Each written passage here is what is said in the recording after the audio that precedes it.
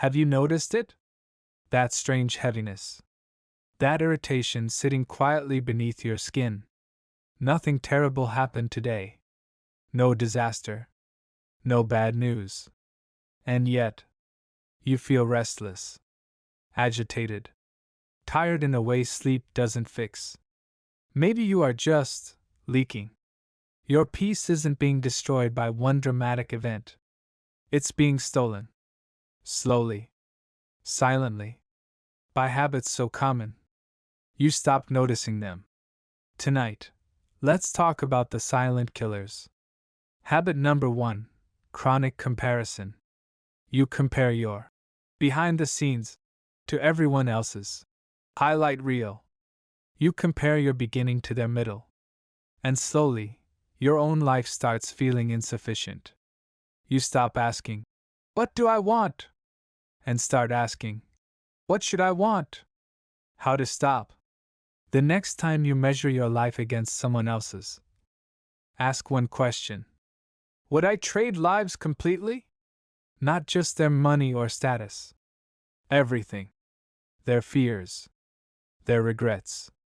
Their loneliness. Usually, the answer is no. Return to your own path. Peace begins there. Habit number 2. Mental rehearsal. You are living in tomorrow.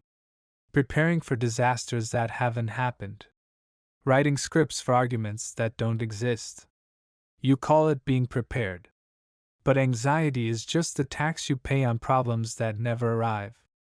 You suffer twice, once in your head and once in reality. How to stop? Return to the room. Ask, what problem exists right now? Not tomorrow. Not next month. Right now. Most of the time, the present moment is safe. Come back. Again and again. Habit number 3. Constant accessibility. You have made yourself a public utility. Open to everyone. Available for everything. Except for the one person who actually needs you, yourself. You've trained the world to expect endless access, while abandoning your own soul. How to stop? Practice a new silence. You do not have to respond immediately. Let the message sit. Let the expectations fall. When you choose to be inaccessible to the world, you finally become available to your own soul. Protecting your peace is not selfish. It is maintenance. Maybe none of these habits look dangerous.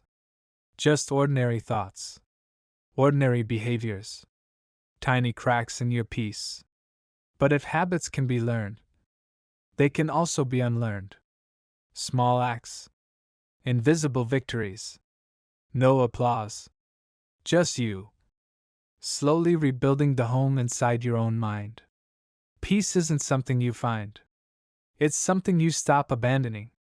If these conversations help you notice the parts of yourself you've been taught to ignore, subscribe to A Writer in the Shadows. We don't chase trends. We don't offer easy answers. We go where others are afraid to look. And if you're willing, keep walking with us through the dark. Tonight, before you sleep, pay attention. Notice what you feed with your attention. Because your life is shaped by the quiet habits. Repeated in empty rooms. When no one is watching. And perhaps, the way back to yourself has been hidden there all along.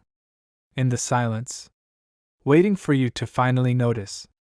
But as you begin to reclaim your peace, you will notice something else. The world reacts when you change. When you stop being a public utility for others, you become something they don't quite know how to handle. You become someone who commands a different kind of presence. Which raises a difficult question. One that we've been avoiding for too long. Why does the world so often mistake kindness for weakness? Why does it seem like the more you give, the less you are actually respected? In our next conversation, we are going to pull back the curtain on the nice guy trap. We will talk about why nobody respects the man who tries to please everyone, and how to reclaim your strength without losing your soul. Until then, stay curious, stay honest, and keep searching, even in the shadows.